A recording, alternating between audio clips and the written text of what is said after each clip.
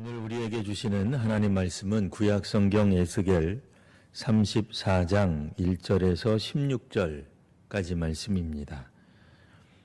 여호와의 말씀이 내게 임하여 이르시되 인자야 너는 이스라엘 목자들에게 예언하라. 그들 곧 목자들에게 예언하여 이르기를 주 여호와께서 이같이 말씀하시되 자기만 먹는 이스라엘 목자들은 화 있을진저 목자들이 양떼를 먹이는 것이 마땅하지 아니하냐. 너희가 살찐 양을 잡아 그 기름을 먹으며 그 털을 입되 양떼는 먹이지 아니하는도다. 너희가 그 연약한 자를 강하게 아니하며 병든 자를 고치지 아니하며 상한 자를 싸매주지 아니하며 쫓기는 자를 돌아오게 하지 아니하며 잃어버린 자를 찾지 아니하고 다만 포악으로 그것들을 다스렸도다. 목자가 없으므로 그것들이 흩어지고 흩어져서 모든 들짐승의 밥이 되었도다. 내 양과 모든 산과 높은 맷뿌리에마다 유리되었고 내 양떼가 온 지면에 흩어졌으되 찾고 찾는 자가 없었도다. 그러므로 목자들아 여호와의 말씀을 들을지어다. 주 여호와의 말씀에 내가 나의 삶을 두고 맹세하노라. 내 양떼가 노략거리가 되고 모든 들짐승의 밥이 된 것은 목자가 없기 때문이라. 내 목자들이 내 양을 찾지 아니하고 자기만 먹이고 내 양떼를 먹이지 아니하였도다. 그러므로 너희 목자들아 여호와의 말씀을 들을지어다. 주 여호와께서 이같이 말씀하시되 내가 목자들을 대적하여 내 양떼를 그들의 손에서 찾으리니 목자들이 양을 먹이지 못할 뿐 아니라 그들이 다시는 자기도 먹이지 못할지라. 내가 내 양을 그들의 입에서 건져내어서 다시는 그 먹이가 되지 아니하게 하리라. 주 여호와께서 이같이 말씀하셨느니라. 나 곧 내가 내 양을 찾고 찾되 목자가 양 가운데 있는 날에 양이 흩어졌으면 그때를 찾는 것 같이 내가 내 양을 찾아가서 흐리고 캄캄한 날에 그 흩어진 모든 곳에서 그것들을 건져낼지라. 내가 그것들을 만민 가운데서 끌어내며 여러 백성 가운데에서 모아 그 본토로 데리고 가서 이스라엘 산 위에와 시냇가에와 그 땅 모든 거주지에서 먹이되 좋은 꼴을 먹이고 그 우리를 이스라엘 높은 산에 두리니 그것들이 그 곳에 있는 좋은 우리에 누워 있으며 이스라엘 산에서 살찐 꼴을 먹으리라. 내가 친히 내 양의 목자가 되어 그것들을 누워 있게 할지라. 주 여호와의 말씀이니라. 그 잃어버린 자를 내가 찾으며 쫓기는 자를 내가 돌아오게 하며 상한 자를 내가 싸매주며 병든 자를 내가 강하게 하려니와 살진 자와 강한 자는 내가 없애고 정의대로 그것들을 먹이리라. 에스겔서는 1장에서 24장까지는 유다가 멸망하기 전 심판에 대한 말씀을 해주고 있습니다. 25장에서 32장까지는 열방들, 민족들에게 선포하신 말씀이 나와 있습니다.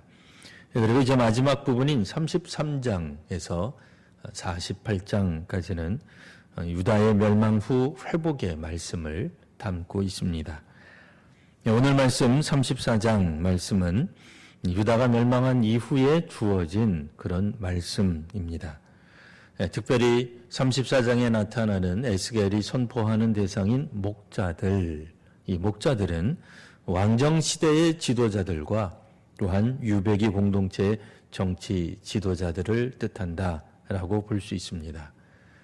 이스라엘 사람들은 이제 이스라엘의 멸망 후에 특별히 세 부류로 분류해서 생각해 볼 수 있습니다. 첫 번째는 남유다에 그대로 남아 있었던 사람들, 그들이 있으며 또한 두 번째는 바벨론의 포로로 끌려간 사람들이 있습니다. 또 세 번째로는 애굽으로 도망간 사람들, 이렇게 나누어 볼 수 있습니다. 특별히 유대 땅에 남은 자들 입장에서 보면 이들은 민족의 고난을 그대로 몸소 겪은 사람들입니다.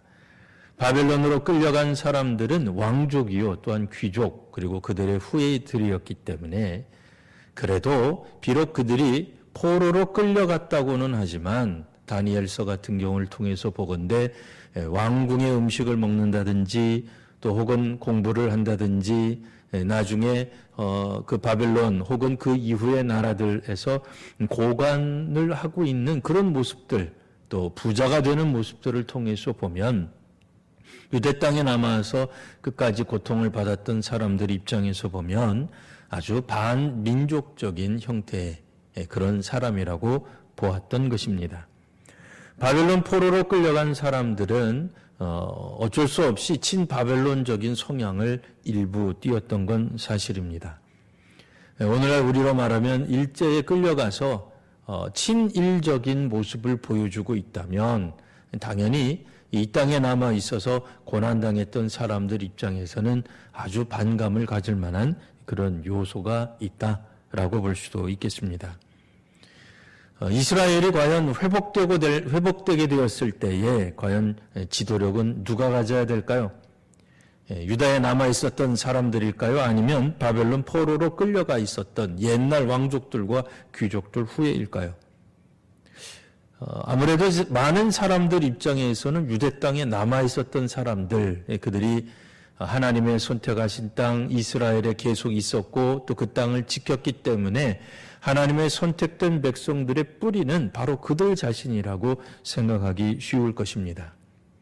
혹은 오늘 우리 성경에 나오는 이런 에스겔 같은 선지자를 통해서 하나님의 말씀을 들었던 바벨론 포로로 끌려간 사람들이 결국 자신들이 옳았고 자신들과 함께했던 에스겔의 예언이 맞다는 것을 또 증명하고 있기 때문에 그들이 이스라엘의 지도자가 되어야 된다고 생각할 수도 있을 것입니다. 과연 오늘 본문은 선택받은 하나님의 백성의 정체성은 누가 가지고 있으며 누가 지도력을 가져야 되는지 한번 살펴보고자 합니다. 먼저 이 성경에 나타나 있는 이 목자들은 이스라엘을 통틀어서 지도자들을 뜻합니다. 이들이 돌봐야 될 양떼들의 상태는 오늘 성경에 5가지 형태로 나오고 있습니다. 첫 번째는 연약한 자요, 병든 자요, 상한 자요, 쫓기는 자요, 잃어버린 자로 되어 있습니다. 지도자들이 우리가 지도하면서 다스리고 먹이는 양떼들이 항상 건강한 것만이 아닙니다. 때로는 연약해지고 병들고 상하기도 합니다. 그런데 그때 당시에 있었던 이스라엘의 지도자들 입장에서는 연약한 자들은 싫다고 얘기해요. 병들고 상한 자들은 이들이 자신들의 양으로 인정하지 않았습니다. 돌보지 않았습니다. 우리가 생각할 때 반민족적인 사람들, 저쪽 편에 서 있는 사람들, 우리와 정치적 성향이 다르거나 혹은 공적인 어떤 그런 모습보다는 사적인 어떤 이익들을 취하는 사람들을 보면 그들은 병들고 상한 사람들입니다. 그럼 그들은 우리의 백성은 아닐까요? 그들도 우리의 백성입니다. 이스라엘의 지도자들은 이와 같이 특별한 기준을 세워놓고 자신들의 기준에 못 미치는 사람들에 대해 아주 혹독하게 통치를 했던 겁니다. 오늘 성경에서는 포악으로 그들을 다스렸다라고 말씀하고 있습니다.